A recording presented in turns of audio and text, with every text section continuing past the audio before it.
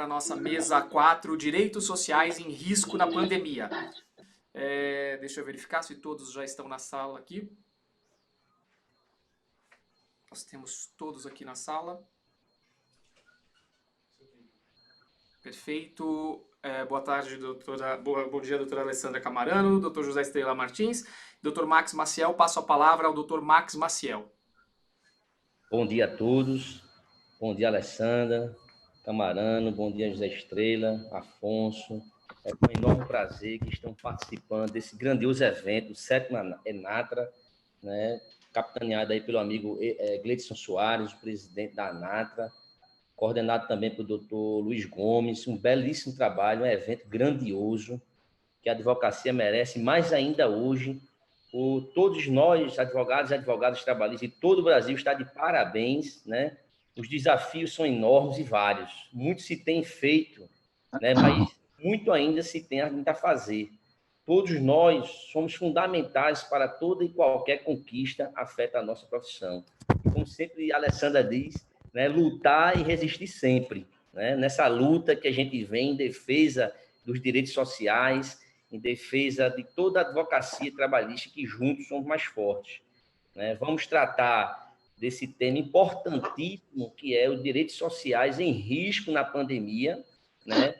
Como assim, temos muitos desafios à luz da Constituição Federal, onde as medidas emergenciais editadas ao enfrentamento do Covid, em termos de saúde pública, são prioritárias, né, para evitar mais mortes. Já estamos chegando a quase 50 mil mortes, e o momento é de preservar vidas, né? E, por outro lado, tivemos normas que violaram a própria Carta Magna, né, os direitos básicos fundamentais do artigo 7º da Constituição Federal, o nosso direito de dever de lutar pela defesa e manutenção, né, inclusive o próprio fortalecimento das instituições, onde a própria ABRAT vem fazendo com brilhantismo, junto com todas as associações, né, estaduais da advocacia trabalhista e outras instituições coligadas, né, a nosso sistema, que vem fortalecendo, sim, e proteger sempre os direitos fundamentais e dos princípios do nosso Estado democrático de direito, né, que vem sendo colocado em grave risco, de modo que sem direitos e garantias fundamentais não teremos um Estado de ordem democrática. É esse, né, um nicho maior que a gente tem que ter em mente e sempre nessa defesa. E sem maiores delongas, por causa do tempo, passo a palavra à presidente da ABRAT, doutora Alessandra Camarano, para fazer sua exposição sobre o tema principal, que é direitos sociais em risco na pandemia. E, posteriormente, nosso querido amigo José Estrela Martins, que é o representante da ANATRA junto à ABRAT, fará também seus comentários pertinentes. Alessandra, está com a palavra. Muito obrigada, Max. Uma boa tarde a todos, boa tarde a todas. Eu cumprimento essa mesa virtual, dizendo que é uma grande honra estar aqui junto com o doutor José Estrela, um advogado combativo que atua junto a sindicatos. Max, você que também faz um trabalho aguerrido em Pernambuco e uma liderança importante para esse momento que nós estamos vivenciando. Cumprimento também o Gleidson, presidente da ANATRA, pela iniciativa desse belíssimo evento que está acontecendo com tanta temática importante, e aproveito esses minutos iniciais para poder fazer um registro e uma homenagem à advocacia trabalhista. Hoje, dia 20 de junho, Dia Nacional da Advocacia Trabalhista, e é a advocacia trabalhista que está nos fóruns e fazendo esse trabalho, inclusive, de reconstrução de um Estado democrático que vem sendo vilipendiado a cada dia. E falar sobre esse tema, né, dos direitos sociais em risco na pandemia, ele me remete a uma necessidade de de relembrarmos históricos ocorridos no Brasil em relação à destruição de direitos sociais. Direitos sociais que não se restringem à destruição somente agora, nesse período de crise humanitária. O Brasil é um país com registros escravocratas e que possui uma profunda desigualdade social. E que agora, neste período de pandemia, ele apenas escancara aos olhos do mundo e da sociedade brasileira o descaso com vidas e com a saúde por parte de seus governantes. Na verdade, brasileiros e brasileiras, eles possuem duas heranças que oneram a nossa cidadania. Segundo Leonardo Boff, ele fala que é a colonização e a escravidão. A colonização, ela nos produziu um sentimento de submissão, porque nós tivemos que assumir as formas políticas, a língua, a religião e os hábitos dos colonizadores portugueses. E, em consequência disso, criou-se o quê? A Casa Grande e a Senzala. E elas foram se internalizando na forma de um dualismo perverso, onde, de um lado, tinham os senhores, que tudo possuem e mandam, e do outro, um servo ou um servidor, que pouco tem e que se submete. E a escravidão ela foi internacional, na forma de discriminação, de preconceito contra o negro, contra a negra, que deviam estar sempre dispostos a servir, porque antes eles faziam tudo de graça. E imagina, deveria continuar dessa forma, porque é dessa forma que se tratam, em muitos casos, empregados e empregadas domésticas, peões de fazenda. E aqui é importante a gente registrar que o primeiro caso de morte de Covid-19 no Brasil foi de uma empregada doméstica, que não pôde estar no seu isolamento social e que precisava continuar fazendo os seus afazeres e o seu trabalho. Há um tempo atrás, uma mulher da elite brasileira, da alta classe, ela disse, e saiu em todos os jornais, e eu registro, entre aspas, o seguinte: os pobres já recebem a Bolsa Família, e, além disso, creem que têm direitos. Fecha aspas. Essa é a mentalidade da Casa Grande. E hoje, o padrão de hierarquização, ele vem se repetindo, não só com os senhores de engenho, mas com a ajuda do aparato estatal, que dentro do que se supostamente chama de democracia, avança, e avança em termos avassaladores, reprimindo, contendo, nos colocando subjugados a ordens hoje que são emanadas de poderes militares agora eleitos através da democracia.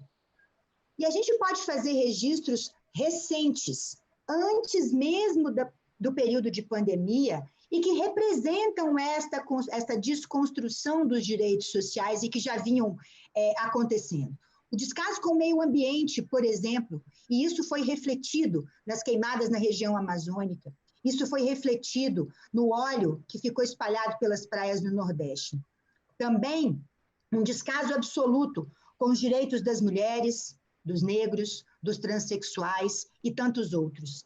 Mais atrás um pouquinho, nós podemos relembrar o crime ambiental em Brumadinho, um crime que matou mais de 250 trabalhadores e trabalhadoras, com seus corpos misturados à lama dos rejeitos de mineração na região do Córrego do Feijão. O maior acidente de trabalho já ocorrido no Brasil, isso é importante colocar. E o maior acidente do trabalho já ocorrido no Brasil nos revela os efeitos de um sistema neoliberal que afasta o ser humano da ordem vigente. Um outro exemplo que a gente pode trazer desse descaso com a vida humana é o crime que aconteceu no centro de treinamento do Flamengo, que matou 10 jovens que sonhavam com a fama, com a glória do futebol e que foram mortos após um incêndio num alojamento absolutamente irregular. Isso também é um outro lamentável episódio e que nos remete a um capitalismo selvagem onde vigora lucros, planilhas financeiras e o descaso com a vida humana. E agora o registro de mais de 1 milhão de infectados pela Covid-19. E o Max colocou também aqui, mais de 49 mil mortos. E um sistema de proteção trabalhista e social absolutamente desmontado, com as medidas provisórias que já foram editadas, que reduzem direitos, que ferem a Constituição Federal, que maltrata princípios como o valor social do trabalho e a dignidade da pessoa humana. Vou chamar de emboscadas. Emboscadas que mataram e que continuam matando milhares de trabalhadores e trabalhadoras. Como se diz no sertão, morte matada. E essas emboscadas, elas começaram a ser marcadas para os desiguais e tiveram um início com o rompimento democrático que aconteceu em 2016. A partir de então, o ser humano deixa de ser o centro das decisões governamentais. E aqui é importante a gente rememorar também, porque nós ficamos falando muito, desconstrução de direitos sociais em época de pandemia, desconstrução do direito do trabalho em época de pandemia. Tem, também, mas com um aprofundamento. Por isso que é bom que a gente faça esse registro histórico do que aconteceu nos últimos anos. E aqui temos que rememorar também a Emenda Constitucional 95 de 2016, uma emenda que congelou os gastos públicos e fez esse congelamento com a promessa de recuperação da crise econômica no país. Um exemplo. E o exemplo é que, em vez de melhorar o déficit público, o que nós verificamos nesse período? Um aprofundamento das desigualdades socioeconômicas na sociedade. E os impactos desproporcionais para as pessoas em situação de vulnerabilidade. E aí, atrás dessa emenda 95, o que veio acompanhado? Projeto de privatização, projeto de concentração de renda, de exclusão social. Uma emenda que viola gravemente o Pacto Social pela Constituição Federal de 1988. E nessa Constituição, onde são reconhecidos direitos como a previdência, a segurança, a saúde, a assistência, e essa austeridade econômica que foi defendida interrompeu e interrompe o que vinha sendo implementado.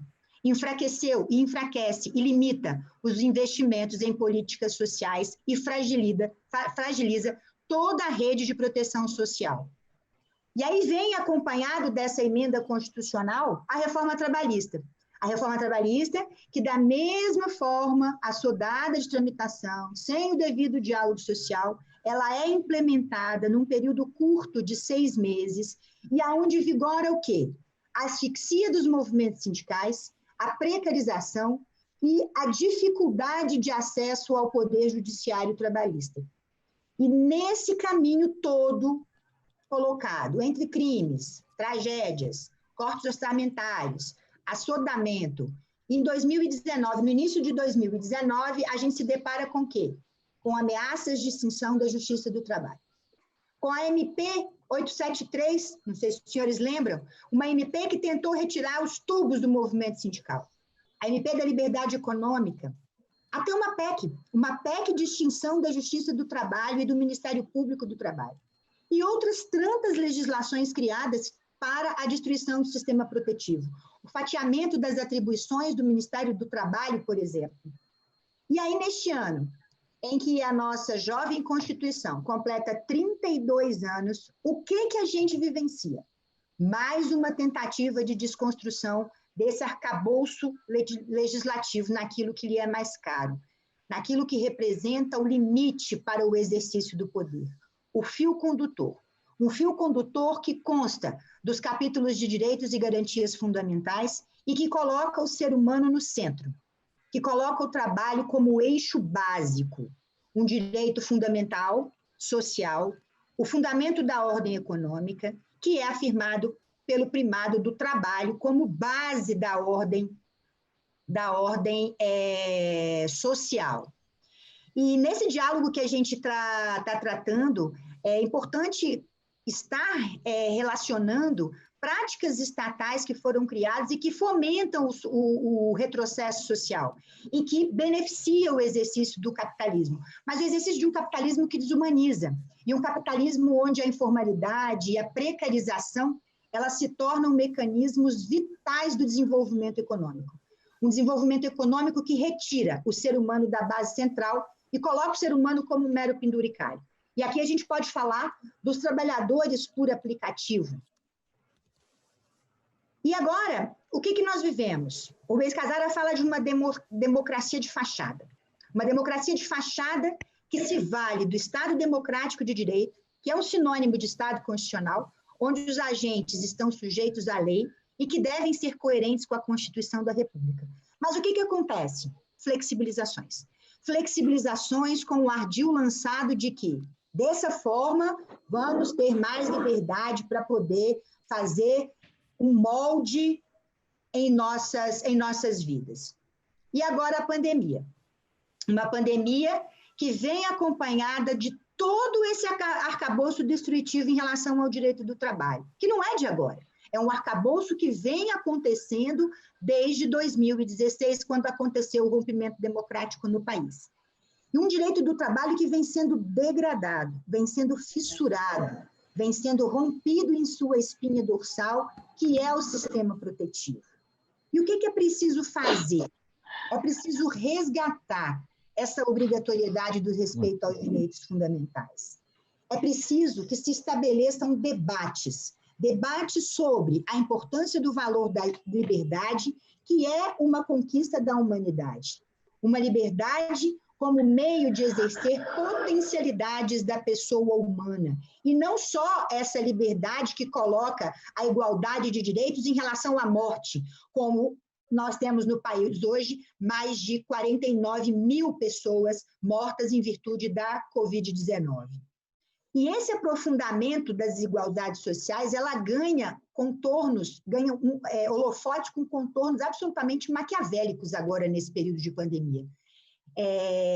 Maquiavélicos porque um Estado que não é um Estado social, que não tem exercido seu papel social, que não tem o olhar voltado para as vidas humanas, pois, conforme já dissemos, e eu vou repetir, o Brasil aportou, o Brasil tem hoje mais de 1 milhão de pessoas infectadas pela Covid-19, mais de 49 mil mortos, e ao mesmo tempo que este Estado aporta 1 trilhão e 200 bilhões de reais para bancos, através das medidas provisórias editadas, ele faz o quê? Reduz salário, suspende contratos, aumenta a jornada de trabalho, afasta as entidades sindicais das negociações neste período de crise.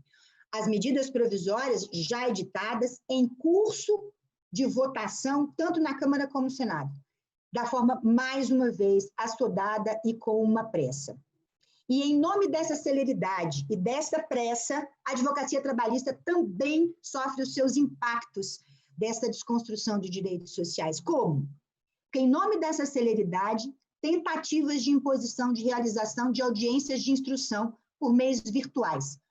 Num país em que temos mais de 70 milhões de brasileiros e brasileiras com acesso precário à internet. Isso saiu em uma matéria na Folha de São Paulo recentemente. Aliado a isso, flexibilizações de regras processuais, flexibilizações de regras constitucionais, num direito do trabalho imposto, um direito do trabalho de exceção.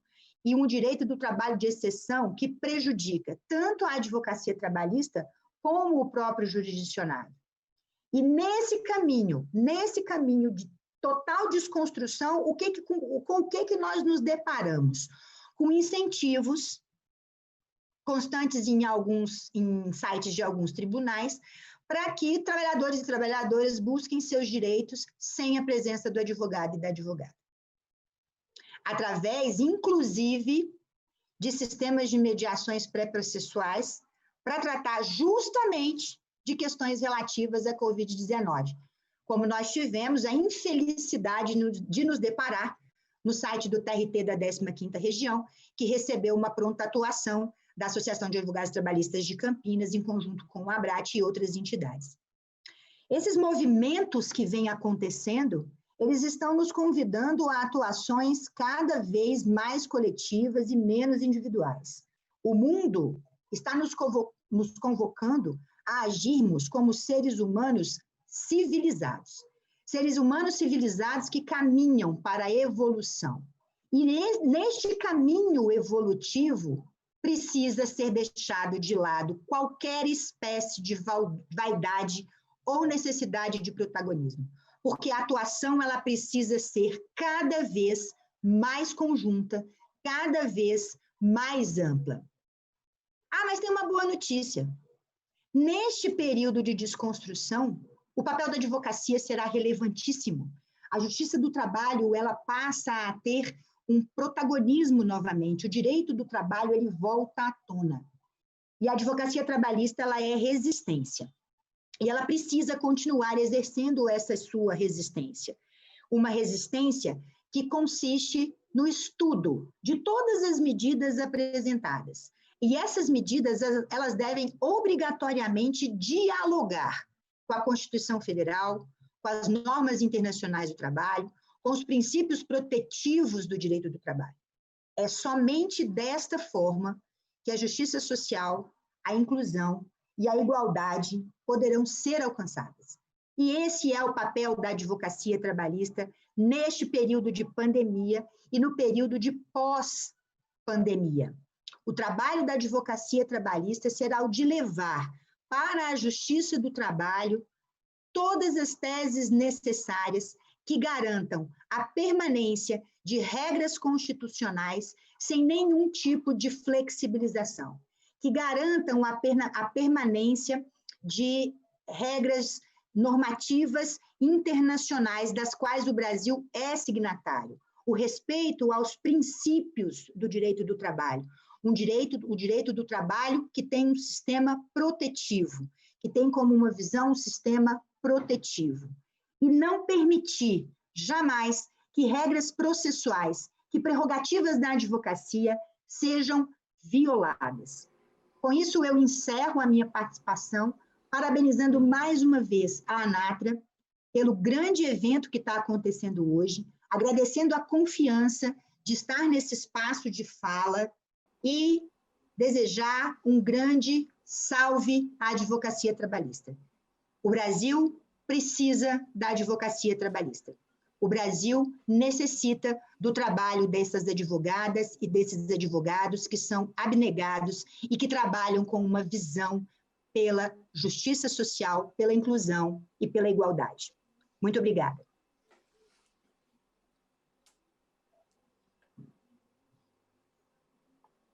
Doutor Max, o áudio está desligado. Pronto. Alessandra, parabéns pela brilhante exposição, né, onde retrata toda a realidade que a gente está convivendo e vivendo nesse país, no Brasil principalmente, né, em todos os aspectos, né, porque a advocacia trabalhista forte no combate ao retrocesso social e firme para atravessar novos tempos. E uma das coisas que você bem falou foi a flexibilização, né, do Estado que vem fazendo com os direitos e garantias fundamentais preconizados na Constituição Federal. Né, porque é o dever do Estado e a obrigação dele de assegurar o respeito, né, aos direitos sociais, culturais, ambientais, né, e sempre garantindo rendas e meios de subsistência a todos os trabalhadores, o que a gente não vê com facilidade, priorizando a proteção dos empregos, né, salários, liberdade, né, de associação e da negociação coletiva, onde a gente aqui sempre vê, né, vilipendiando os direitos sindicais, né? E, assim, muito parabéns, muito obrigado, você falou muito bem, e passo a palavra de imediato para o nosso amigo José Estrela Martins para fazer as suas considerações a respeito do tema. Muito obrigado.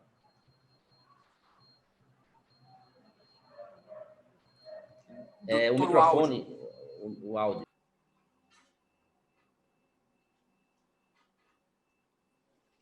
Perfeito. Agora? Estou com áudio? Perfeito, pode falar. Posso falar. Um abraço a todos, um abraço ao doutor Alessandra, ao doutor Marcos, Maciel, um abraço a todos os advogados, todas as advogadas desse país, a todos que nos assistem, um abraço aos conterrâneos portugueses que também estão presentes ao nosso encontro, ao nosso seminário, que muito nos honra com isso e tal. Doutora Alessandra, é sempre bom ouvi-la, pela sua inteligência, pela sua capacidade, como ela conduz a nossa Associação Brasileira de Advogados do Trabalho. E uma coisa que me chama a atenção também é que ela tem um enfoque especial sobre o empoderamento da mulher. Doutora Alessandra, aqui no Rio Grande do Norte, nós também nos orgulhamos de contarmos a nossa história com Clara Camarão, que foi uma índia potiguara que liderou as mulheres numa resistência contra a expulsão dos holandeses. Nós tivemos a primeira eleitora brasileira chamada Celina Guimarães em 1927. Nós tivemos Nízia Floresta, uma feminista no início do século XIX, poetisa, que muito honra a nossa história, muito honra a luta das mulheres nesse Brasil tão desenvolvido. Bem, a advocacia trabalhista, como a advocacia como um todo, ela só exerce a sua plenitude na democracia. Quando há um ataque ao Estado democrático de direito, há um ataque à advocacia. Foi assim, inclusive, que o nosso presidente Santa Cruz observou o nosso juramento. Não sei se outras profissões têm o mesmo juramento que nós temos, de jurar a defesa do Estado democrático de direito. Basta lembrar que em 1980, quando havia um ataque à democracia, houve um atentado à nossa OAB que vitimou a senhora Lida Monteiro, um atentado terrorista. Mostra que nós, advogados, nós, advogadas, somos forjados no ferro e fogo da democracia. Nós temos a constância, digamos assim, das ondas do mar, que fazemos de cada recuo um avanço. Independente das nossas opções político-partidárias, nós temos o dever, pelo nosso juramento, da defesa do Estado democrático de direito. Tudo bem. Com essa observação, eu quero dizer o seguinte. Durante toda esta semana, nós tivemos discussões, debates em relação à medida provisória 927, 936. Nós tivemos o julgamento no Supremo Tribunal Federal que consolidou, de qualquer forma, a terceirização das atividades meio e da atividade fim. Nós temos hoje toda uma discussão sobre o teletrabalho, sobre o trabalho intermitente, sobre o trabalho parcial, sobre o negociado, sobre o legislado, sobre a importância dos acordos e das convenções coletivas, sobre o banco de horas, agora também sobre a teleperícia. Estamos vivendo o quê? Uma nova realidade. Sim, uma realidade que não surgiu só com a pandemia, mas com a reforma trabalhista. O jurista português Américo Flá Rodrigues, eu me lembro, estudante, ele dizia, alertava-nos de que flexibilização nem sempre é sinônimo de modernização, mas flexibilização pode significar quebra dos direitos, quebra das conquistas sociais.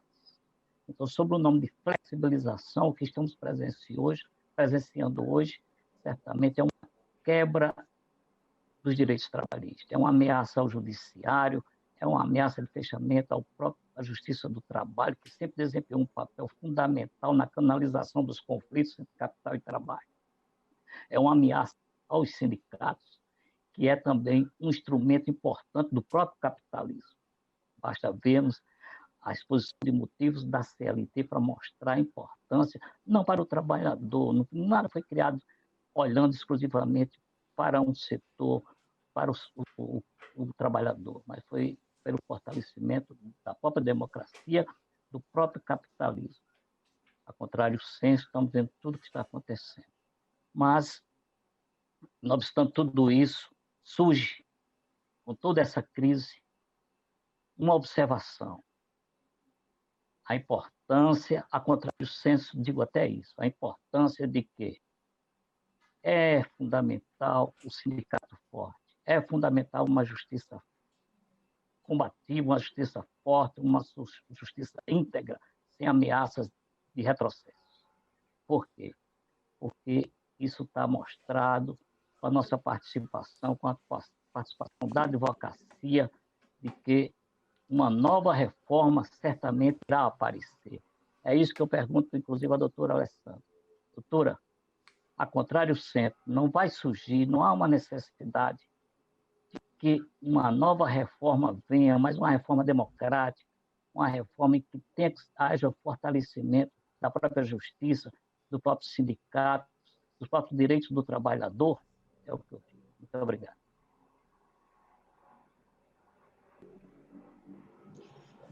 Eu acho que tudo que represente uma reconstrução desse arcabouço que foi destruído ao longo dos anos é extremamente importante.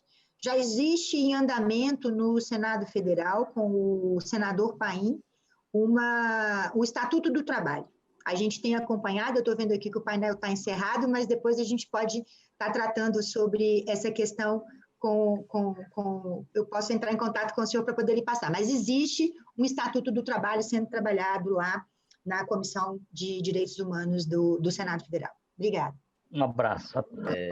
Muito obrigado, José Estrela, Alessandro, por esse brilhante evento. Também a Gleidson Soares, né, presidente da NATRA. E eu só termino esse painel com a mensagem de Martin Luther King, que a injustiça num lugar qualquer é uma ameaça à justiça em todo lugar. Muito obrigado a todos e boa tarde e um bom evento. Eu agradeço a participação dos três, muito obrigado. Até quero colocar que nós estamos com uma audiência de mais de 500 pessoas em todas as redes e, na verdade, nós temos a possibilidade dos senhores que estão aqui participando do painel entrarem no canal do YouTube da OAB Rio Grande do Norte e até tecer alguns comentários, né? Se tem algum tema ainda que gostaria de falar, alguma situação, alguma informação específica, pode entrar e comentar e passar essa informação através dos chats, porque as pessoas estão participando bastante. Até quero agradecer a participação de todos os senhores que estão com a gente. Vamos então para o próximo painel.